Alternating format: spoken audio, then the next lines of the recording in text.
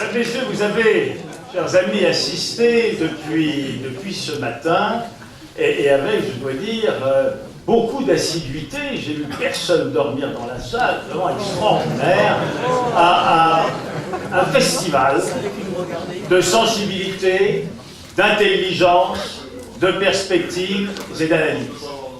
Il m'a été demandé de conclure par un titre qui est plutôt une perspective des ailes pour l'avenir.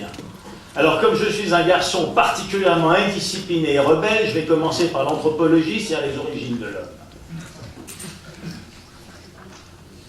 Pourquoi commencer par l'anthropologie et pourquoi se poser la question au fond? Qu'est-ce qui nous a hominisés? Qu'est-ce qui a fait à un certain moment de l'histoire de la grande chaîne du vivant que nous sommes devenus des hommes et comment nous sommes-nous comportés? Et là, l'élément de réponse central à cette question, c'est la caverne. C'est symbolique, les habitants n'étaient pas que dans les cavernes, mais c'est en tout cas le clan, le groupe. Nous nous sommes toujours comportés d'abord dans la complémentarité, dans la coopération, dans la cueillette et dans la chasse, toute vertu comportant ensemble la coopération et le lieu, des éléments de racines. Les origines de l'homme sont à la fois communautaires et enracinées. Et à ce titre-là, toi le petit mec devenu président de la République, tu n'es pas humain.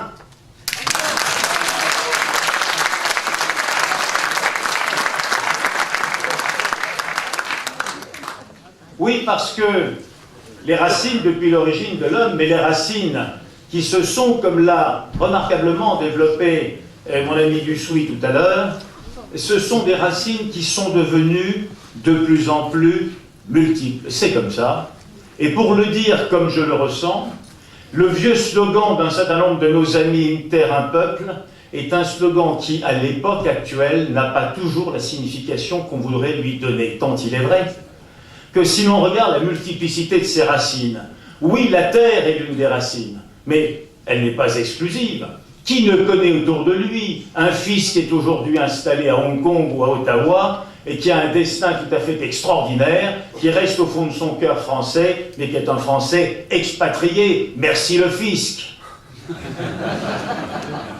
La langue, notre langue française merveilleuse, celle qui a donné la littérature, le premier peuple littéraire du monde. Mais enfin, cette langue, elle est parlée plus tellement en Europe, puisqu'on s'est fait voler par l'anglais. Mais elle est parlée en Afrique, majoritairement. Est-ce que cela fait de tous les Africains des racines nôtres? Bien sûr que non. C'est donc un élément parmi d'autres des racines. Mais c'est pareil pour la civilisation. Est-ce que oui ou non, la partie musulmane des Balkans est de civilisation européenne? Oui et non. Mais oui, en partie tout de même, regardez-les, oui, ils sont un peu des nôtres, et puis non, parce que ce sont les traces un peu déplaisantes, vous savez, la queue de la comète de ces invasions turques, et aujourd'hui tête de pont américano-musulmane, tant il est vrai que le Kosovo est à la fois la plus grande base américaine en Europe, et la plus grande base islamique en Europe, au même endroit. Puis la religion. Ah oui, la religion, bien sûr, c'est un élément important de racine, la religion. Mais enfin, sur nos terres européennes, nous avons des gens dont la religion est catholique, d'autres protestantes, d'autres qui sont des païens, d'autres qui sont des athées, d'autres qui sont des agnostiques. Bref, nous avons un ensemble de formes religieuses, dont certaines sont très anciennes ou très archaïques, d'autres sont constitutives, mais à elles seules n'expliquent pas tout. Les origines sociales sont des éléments constitutifs des racines, tant il est vrai que selon le quartier dans lequel on a habité, le niveau de richesse, le niveau éducatif dont on a pu profiter, il est exact de dire que l'origine sociale est partie constitutive de ses propres racines. Il est inexact, comme Marx a voulu le faire, de résumer ses racines à l'origine sociale, puisque nous avons, en tant que peuple, des racines également communes, toute classe sociale, mélangée ou additionnelle.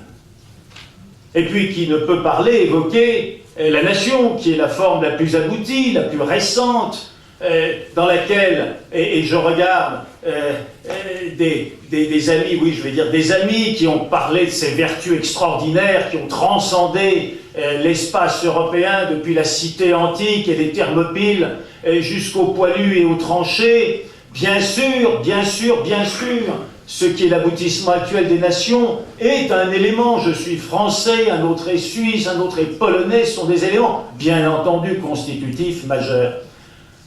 Mais à elle seule, est-ce que la carte d'identité française est un élément solitaire de racine? Écoutez, on en rencontre tellement qui disent « Regardez, je suis français, votre carte d'identité », et qui n'ont pas, je dirais, la tête évidente de la francité éternelle.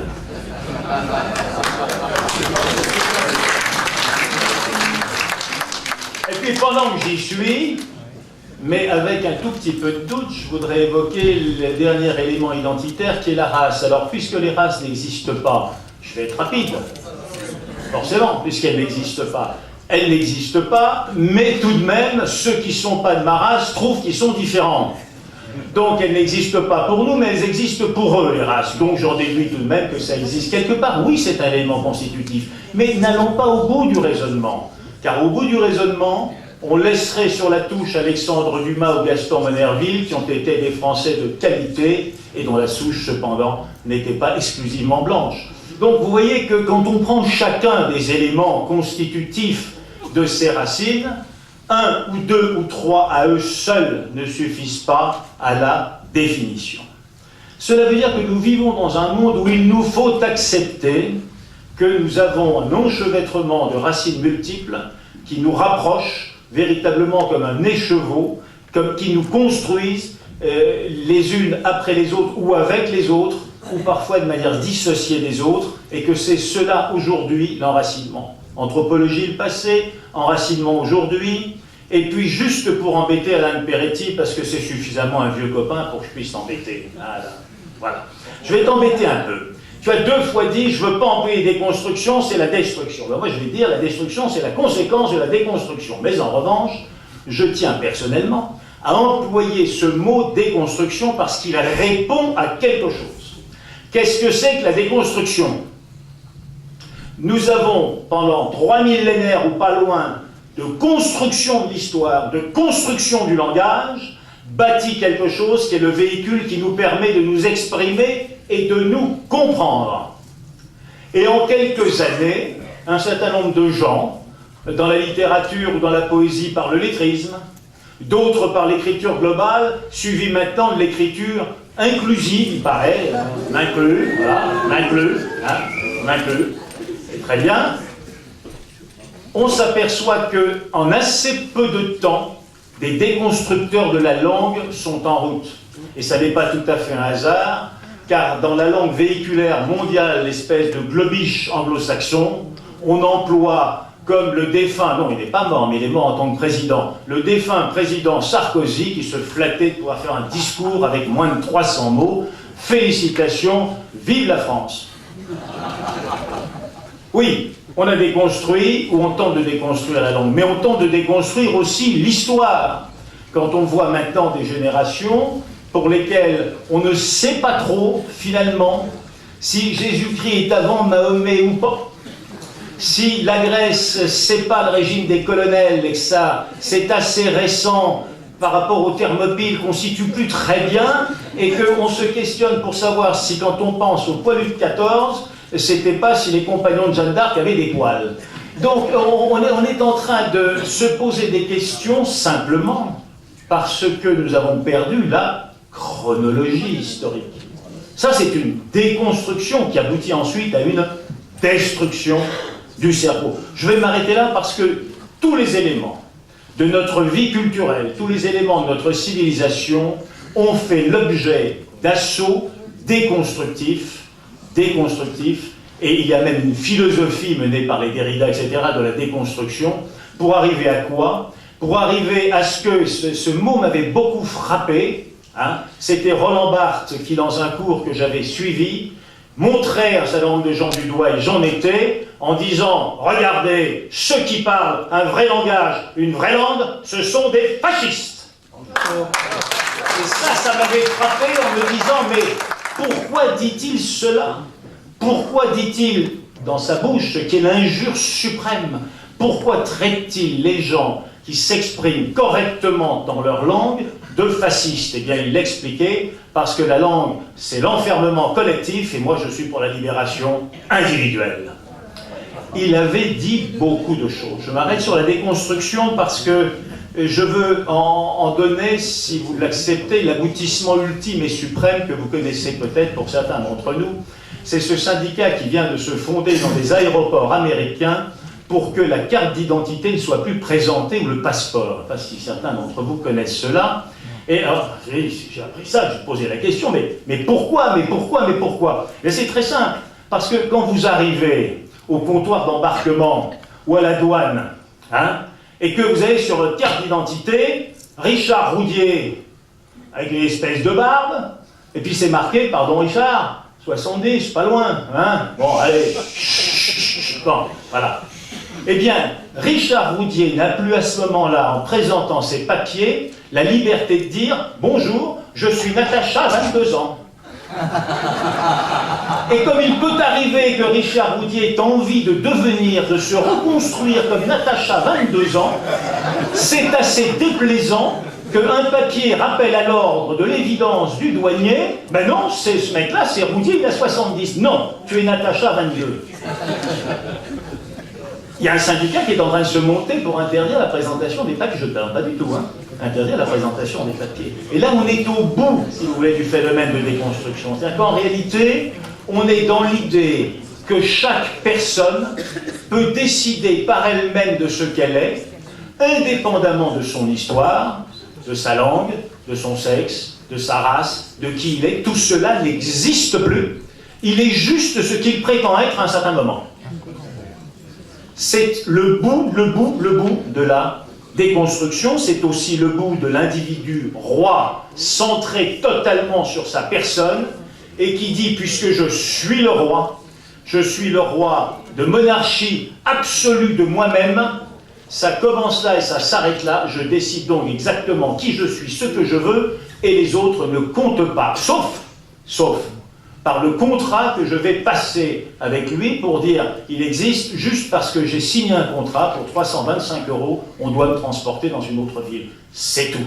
Le lien à l'autre est donc devenu exclusivement un lien marchand et contractuel. Évidemment, la conséquence de la déconstruction ultime étant la fausse construction d'un ectoplasme, comme mon ami Julien le disait tout à l'heure, l'ectoplasme mondial, qui est tout de même celui qui a la surface la plus large pour un ectoplasme, hein, convenons-en, et quelque chose qui a pour corollaire indispensable, obligatoire, total, et on l'a vu avec Jean-Louis Harwell, qui m'excuse s'il est présent dans son exposé de ce matin, la théorie absolue des droits de l'homme contre le droit des peuples, puisque si on est maître et seigneur de soi, à ce moment-là, on ne peut plus répondre à une règle collective, on ne peut plus exister comme être social, comme être historique, comme être national, comme être ethnique, comme être de langage, comme être de culture. On n'est plus rien de tout ça. Pour n'être plus rien de tout ça, alors c'est l'anti-héros, et il faut devenir quelqu'un qui a la haine de soi. On s'aime soi en tant qu'individu, et pour cela on doit détester le soi collectif à un degré total. Voilà la correspondance des deux. Cette correspondance est absolument merveilleuse, puisqu'elle aboutit à la fois à donner satisfaction aux libertaires de mai 68 et d'ultra-gauche intellectuelle, mais néanmoins assez bien casés et assez riches aujourd'hui, avec ceux qui sont les vrais maîtres du monde, qui sont en réalité des puissances transnationales et d'un capitalisme sans limite, l'un s'appuyant merveilleusement sur l'autre.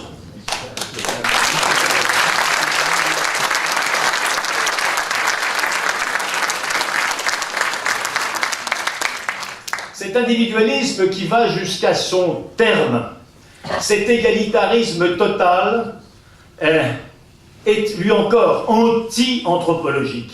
S'il faut un exemple, juste comme ça au passage, s'il faut un exemple pour dire à quel point l'homme a envie de se distinguer et non pas de s'égaliser, à quel point il a envie d'exister au fond de lui quand même dans une structure, Eh bien, tous ces gens, y compris les Barthes, les Derrida et tous ces voyous de l'esprit, quand François Mitterrand, puis ses successeurs leur distribuaient des médailles, ils ne leur auraient pas donné la médaille à leurs 100 copains. Ils étaient très heureux de la recevoir tout seuls, pour être ainsi distingués.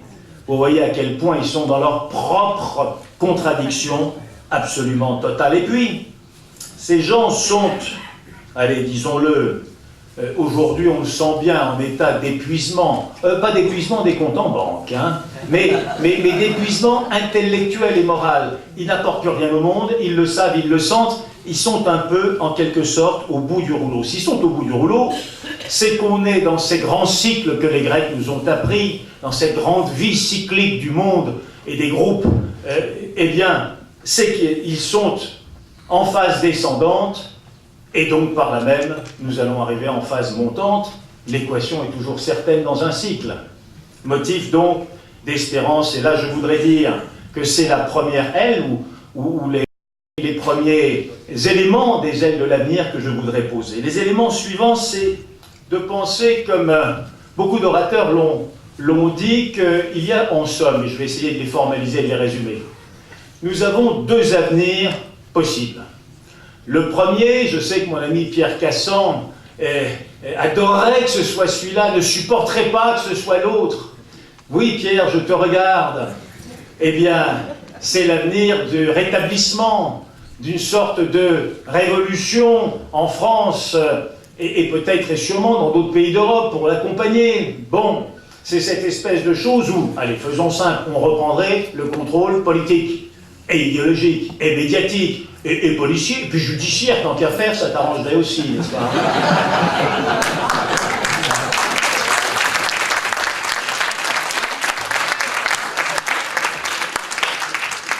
Alors oui, c'est une possibilité, parce que Dominique Vénère, mon maître, et peut-être celui de certains d'entre vous, j'ai cru le comprendre, et quelques autres ont toujours pensé, dit et écrit que l'histoire n'était écrite nulle part, n'était jamais définitive, sauf quand tout le monde était mort. Cependant, des charges assez lourdes pèsent en sens contraire, nous en convenons. Et donc nous pouvons envisager, oui, il est sage, il est raisonnable, hein Gérard, il est raisonnable d'envisager que peut-être le monde va, et notamment le monde européen, devenir une sorte d'assemblage de communautés, mais à ce point de l'exposer, je voudrais vous faire observer des choses simples. Quand j'étais sur les bancs de l'école, au lycée Louis-le-Grand, lycée où la judaïté était particulièrement présente, et l'intelligence aussi, j'observais que petite moitié des juifs suivaient les rites, et que l'autre moitié, finalement, ne les suivait pas. Ça ne les intéressait pas, au fond. Et je regardais donc cette longue historique du peuple juif se dissoudre, se disperser un peu, répondre à ce que quelques décennies avant, Napoléon, libérant en quelque sorte les carcans juifs, disait je reconnais tout aux juifs en tant qu'individus, rien en tant que peuple. Voilà. Et vous voyez bien que ça commençait à fonctionner. Attendez, regardez autour de vous aujourd'hui. Regardez autour de vous. Pour des tas de raisons, et notamment l'émission de l'islam, les juifs ont retrouvé un élan communautaire, un élan dû aussi à l'existence d'une nouvelle patrie, Israël, et se sont globalement recommunautarisés de façon considérable. Mais voyons, il n'y a pas que. Quand nous étions toujours pareil sur les bancs de l'école, Général Pickman, vous vous souvenez de ça? On n'avait pas de problème pour mettre dans l'armée ensemble un certain nombre de gens. Est-ce qu'on vous obligeait à suivre les rites musulmans dans vos unités? Bien sûr que non. Bien sûr que non. Est-ce que dans les rues du quartier Montparnasse où j'habitais, où il y avait quelques musulmans, même pas mal, est-ce qu'on voyait des voilés? Bien sûr que non. Bien sûr, on ne savait même pas d'ailleurs ce que c'était qu'un voile. Est-ce qu'on voyait des grandes barbiches avec des types qui étaient prêts pour aller au Dieu, faire le muezzin? Pas du tout. Tout ça n'existait pas. Donc le peu d'Arabes, ou d'Arabo-musulmans qui étaient en France, ou se battaient pour le FLN et puis il fallait qu'on se tire dessus pour que le meilleur gagne. On a gagné et perdu, c'est une autre histoire, c'est une autre partie de l'histoire. On a à la fois gagné et perdu. Gagné militairement et perdu politiquement. Mais en tout cas, il n'y avait pas de tentative d'imprégnation du peuple de France par l'islam, par les communautés qui étaient là. Ça, pas du tout. Et juste la grande mosquée de Paris, qui était un peu marrante, un peu symbolique, un bon restaurant d'ailleurs, et voilà. Puis c'était tout. Regardez aujourd'hui la transformation. Je m'arrête là parce que si je ne m'arrêtais pas, je dirais que les Haïtiens qui haïssent, pour un Haïtien haïr c'est très bon, mais les Haïtiens, oui, d'accord, les Haïtiens qui haïssent les Antillais, parce que c'est les voisins, mais que les Antillais on leur a plus filé de pognon, moins aux Haïtiens, donc les Haïtiens ne sont pas contents, mais ils travaillent, les Antillais ils ont plus d'argent, ils ne travaillent pas, enfin tout ça est un peu compliqué. Ils se détestent cordialement.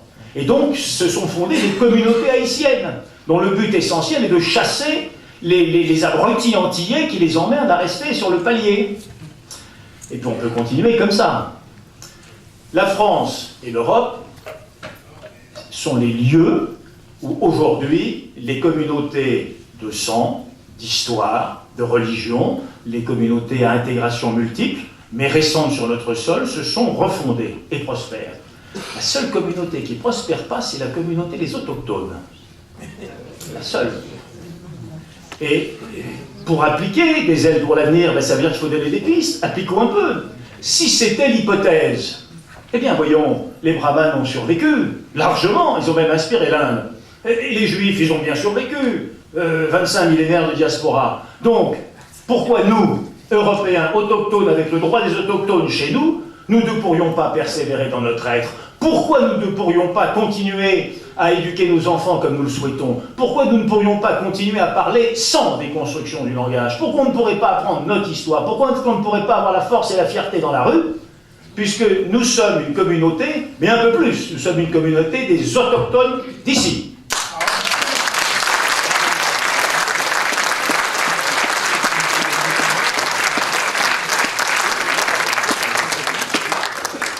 Et puis voyons, encore un peu plus.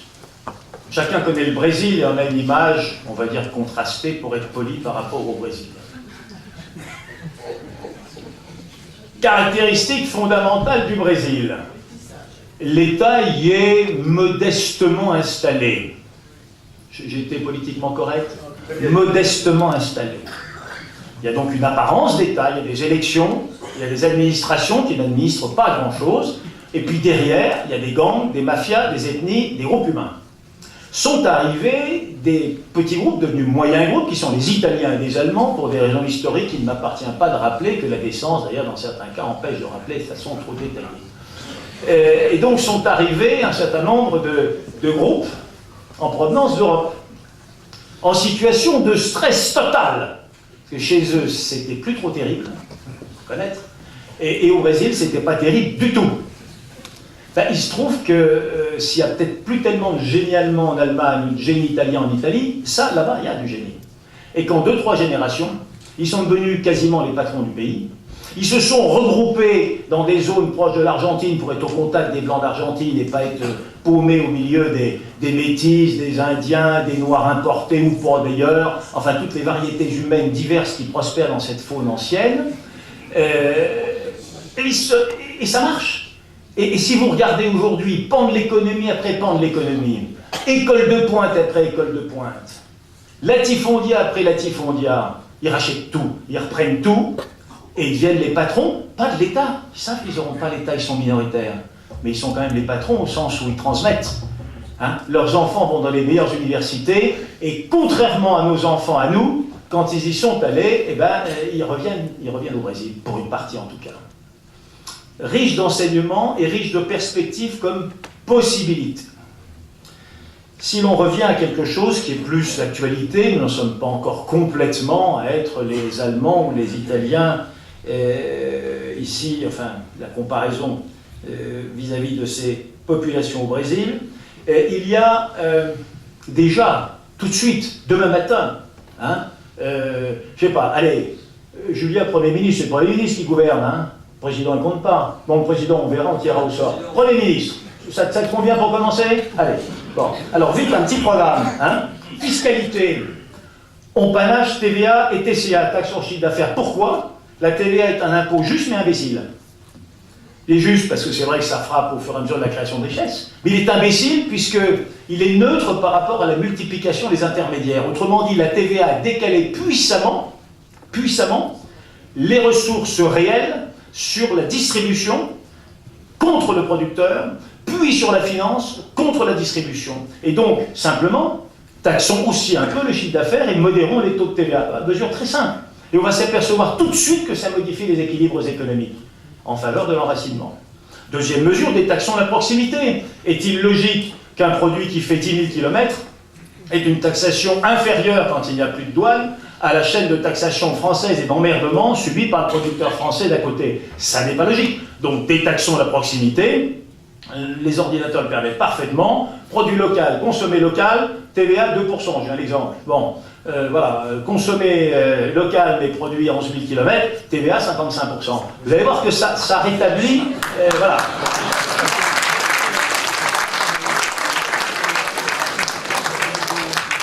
Pareil pour les charges sociales. Pareil pour les charges sociales. Vous employez votre voisin, le type qui est dans l'immeuble d'à côté. C'est merveilleux. Il n'y a pas besoin de transports en commun, qui sont des gouffres financiers abominables. Il n'y a pas besoin de voitures dont on sait qu'elles polluent, surtout maintenant qu'on sait que le diesel, bon, etc. Donc, pas besoin de travailler à côté. Formidable. Ça mérite quelque chose, ça. Or, lui, il va payer son entreprise autant de charges que le type qui vient de 50 ou de 60 km, et autant d'ailleurs que celui qu'on a importé de 20 000, 10 000, enfin de milliers de kilomètres d'un autre continent. Tout ça, ça va payer les mêmes charges. Ben non, non.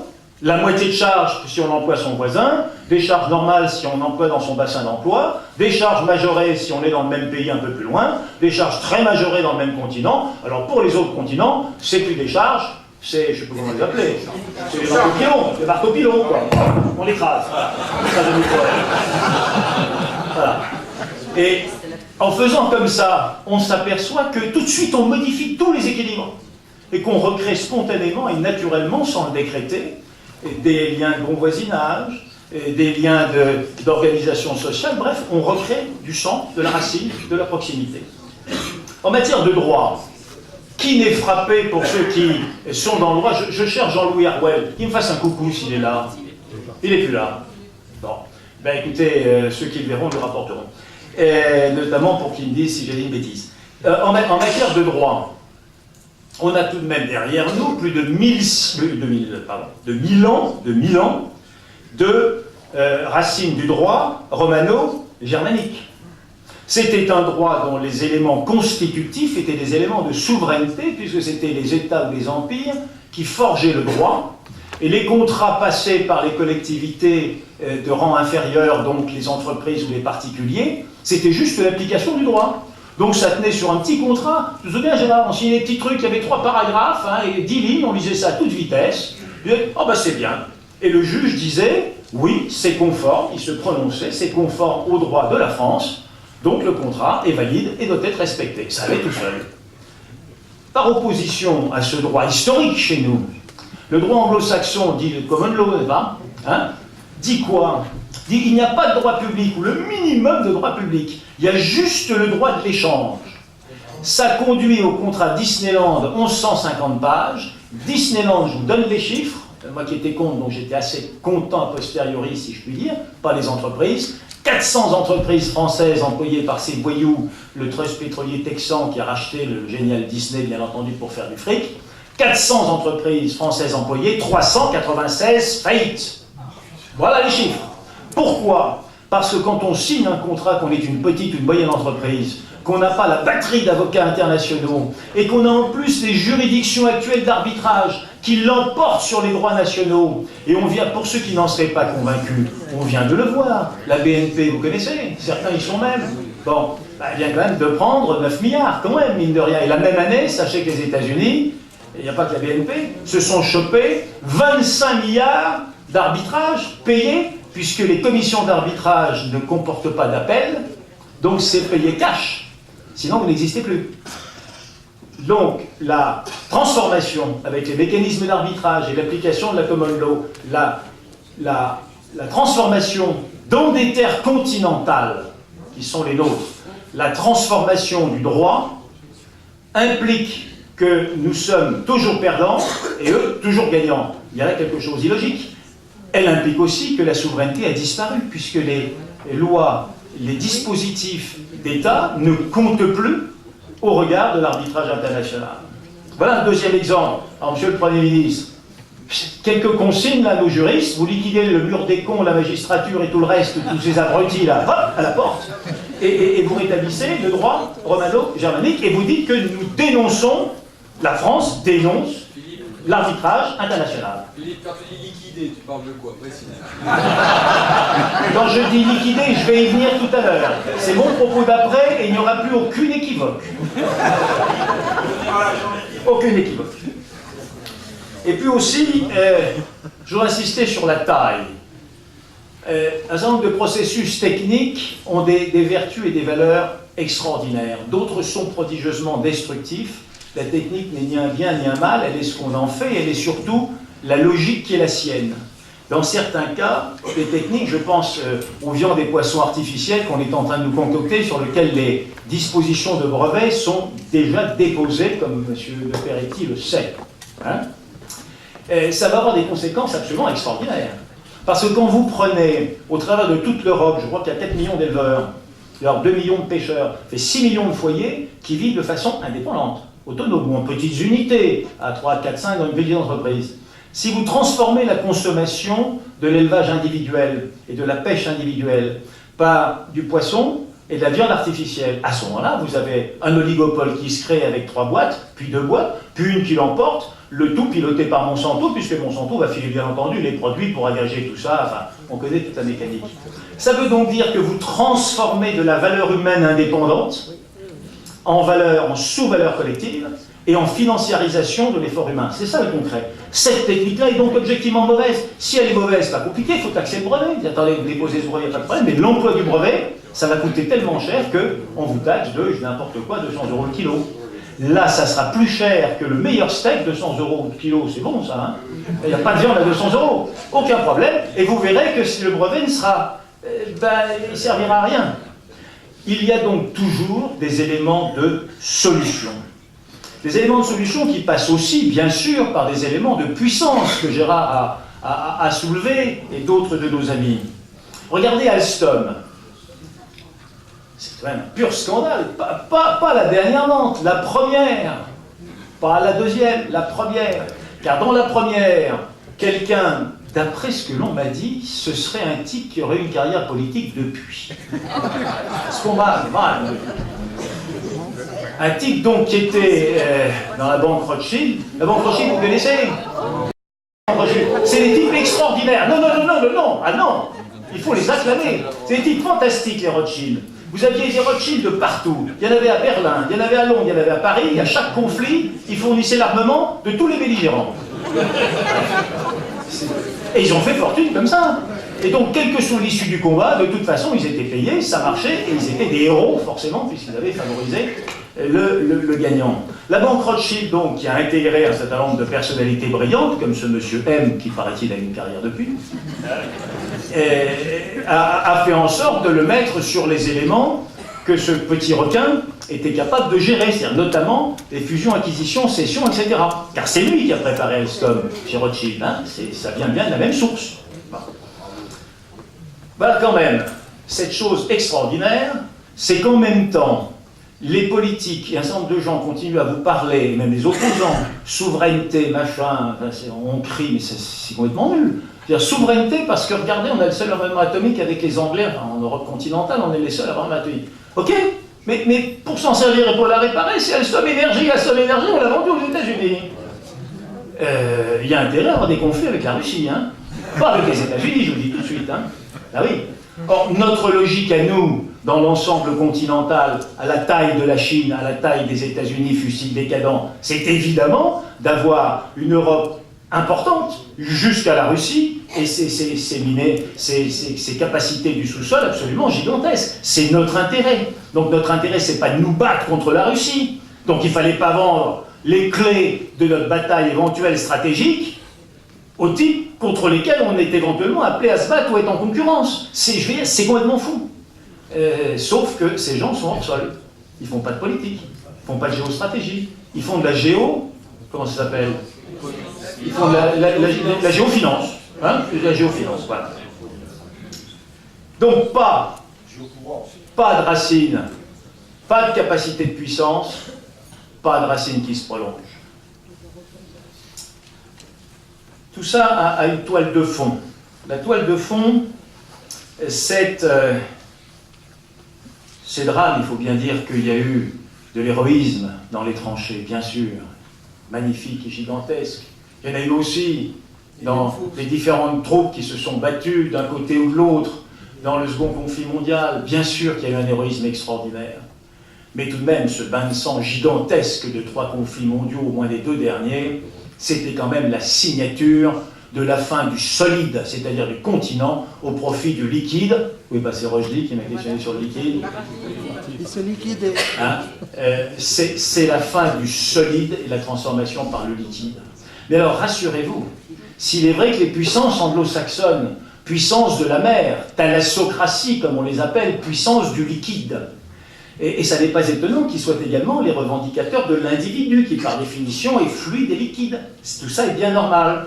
Mais rassurez-vous, j'ai quand même une bonne nouvelle pour vous. Bernard Attali sort un bouquin... Si,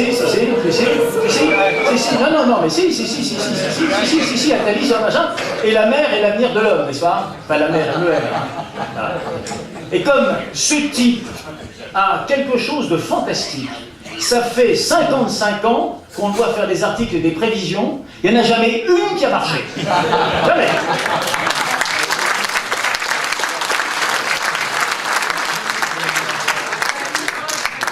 Et donc, nous avons entre nous une certitude absolue, maintenant qu'il a fait ce livre et commis cette thèse, c'est que nous allons restaurer la puissance continentale et battre la mer et la liquéfaction, la liquidation de la société.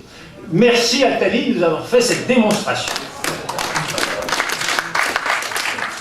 Oui, mesdames et messieurs, et je voudrais terminer là-dessus, sur une note qui est... ce sont là des ailes supersoniques, des grandes ailes. Oui, c'est vrai.